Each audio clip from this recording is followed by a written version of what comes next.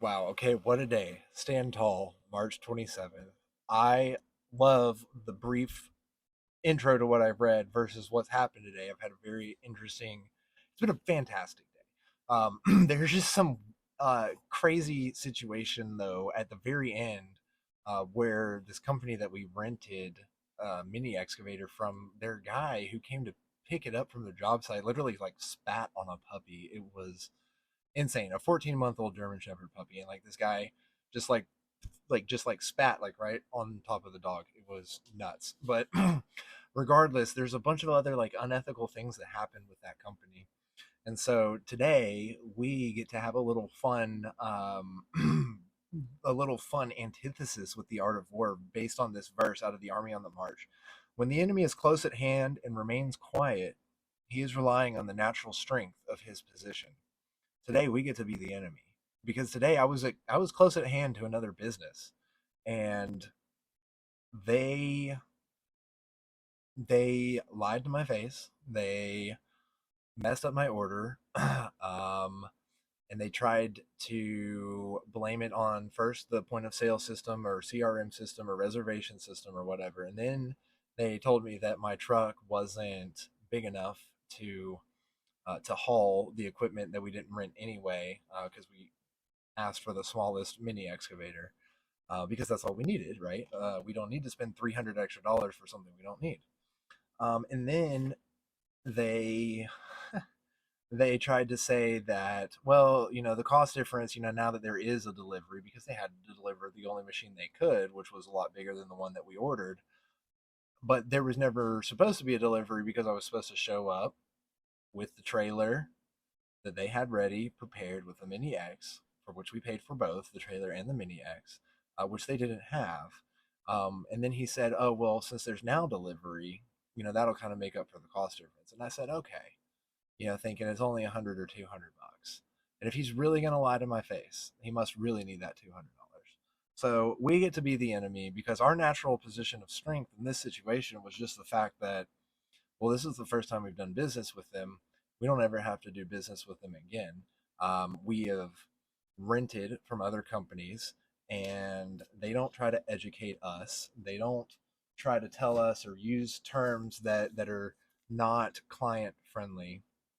And so it's not their job to educate us. We're the client. If we are asking for a 12-inch bucket size mini X, pretty small, that's what they should give us. They don't need to try to educate us on poundage or tons or whatever, because that doesn't matter to us, right? So our position of advantage is that we have the money, we're close at hand, we're nearby, we're a local company, we're a local business, just like you.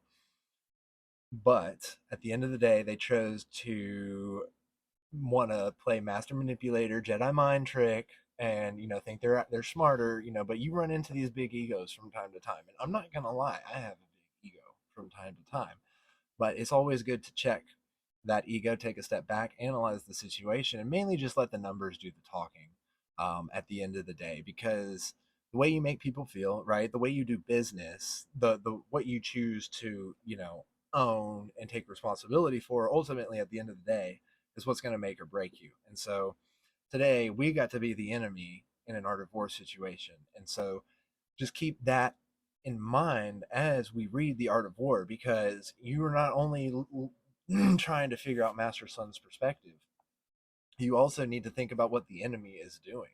And if you are in the enemy's position, do you need to correct yourself, or do you have, like, right, because this one is when he is near, he is relying on his natural advantage. When he is quiet, right, that's all I was quiet. If that's easy for you, I said at one point, because he wanted to charge me for the delivery, and I said, you know what, fine, if it's easier for you to just leave the $200 charge on there, that's fine. No worries. Like, I don't, because I don't care. Like, that's such a small amount of money in the business world. But it's always best practice to let the other person choose what is the right thing. It's not always about the easiest thing, it's about the right thing. And they didn't choose to do the right thing multiple times over. In fact, I know that they were lying to me when they oversold the lie. I think Paul Ekman's, How to Spot a Liar thing from back in the day, the big TV show Lie to Me was based off of it. You know, Tim Roth was the main character. Great show. But you can study that stuff. You can download the program that's featured in the show, you know, to spot the micro expressions and everything like that in practice. And you can read through the stuff, and it's not just about, you know, little like things like surprise or anger or contempt or whatever, like whatever they are that they teach you on, but it's also a great book, a great psychology read of the way people say things, right? How they retell stories, how they do stuff. And so the frame reference throughout this entire situation kept shifting. It kept rolling from, oh, first it was a POS system, now it's, well, your truck's not big enough to haul this one. And so they kept constantly finding ways to shift the blame back onto the client, me, the customer, instead of just taking responsibility. So when the enemy is near but still, Master Sun says, he is resting on a natural stronghold. When he is far away but tries to provoke hostility, he wants you to move forward. If his position is accessible, it is because that is advantageous to him. Dumu says, what this means is that if an opponent does not keep a position on a natural stronghold, but stations himself in a convenient place, it must be because there is practical advantage in doing so, right? There's practical advantage in saying whatever's easiest for you, other business owner. At the end of the day, you need to do what's right. But again, you just you need to let people show their hands, and that's all it comes down to. So that one looks like it was a little bit longer than what we read in the main copy. So let's boogie over here to 19, natural strength of his position. 19, when he keeps aloof and tries to provoke a battle, he is anxious for the other side to advance. And 20, if his place of encampment is of easy access, he is tendering a bait, right? Tendering a bait. Was I tendering a bait? I really wasn't tendering any bait, but I was just letting him be human. And by just letting the other business owner be human, I'm attacking from an advantageous position. I'm not tendering a bait per se, but I am saying, like, listen, man, you choose to be a good person at the end of the day or not.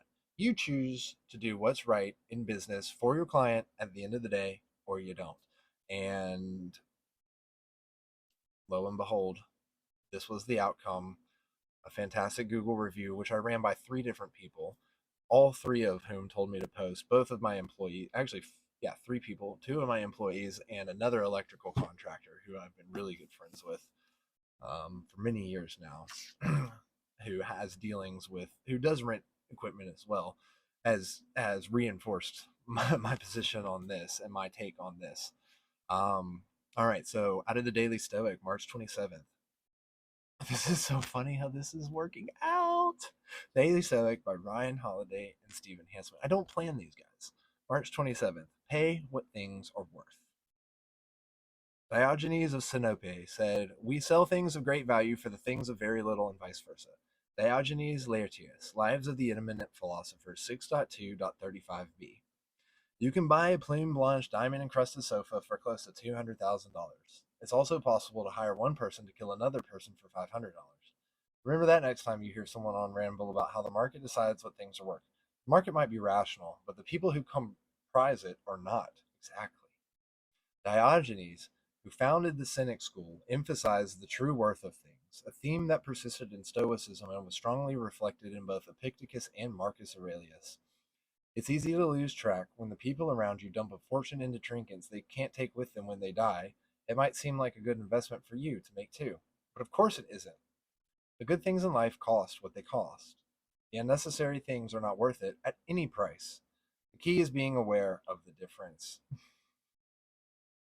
And I didn't even read that last paragraph. I just thought pay what things are worth was going to be very appropriate. But man, does that hit home with just like how today turned out. Of course, the good things in life cost what they cost, right? Like the work ethic, the sweat equity, the blood, the tears. The good things in life cost sacrifice. The unnecessary things are not worth it at any price. The key is being aware of the difference. And this is what has happened is like they were unaware of the difference of what's more valuable, keeping another business owner who's literally 10 minutes away and will rent from you over and over and over again. So why not just go ahead and say, you know what, we're right, we did mess up, $200 deducted, and I'm sorry for the mishap, but we got the thing delivered and you guys did great.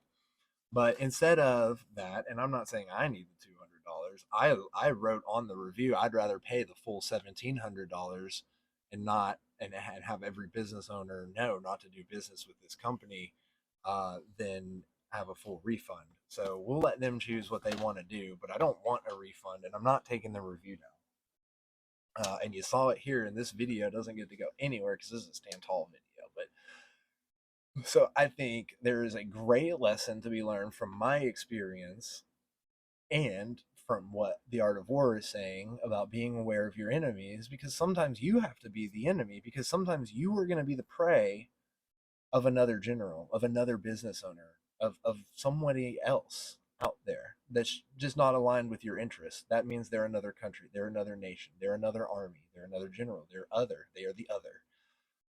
um Speaking of other, I am still working through how to do a book report on this bad boy. This is a great one. I've been talking about this. I really want to dive into it. I just imagine what I could do if I didn't play video games. LOL. But Naomi talks about the concept of the other, the othering, right? And so as times change, as COVID changed everything, as we enter into this new environment of business, we need to make sure that not only are we doing the right things because it's the right thing to do, but we're doing the right things because that's what the stoicism demands out of life. Like that's what the stoic demands, is to like make life better for not only you but others and the people coming after you. And that's kind of like what we do. Like that's what we want to do. And so whatever that involves, whatever it means to make things better for someone else and not be a victim of this othering, not be a victim, because othering each other in this country, in the state, in your local community is why the communists are winning.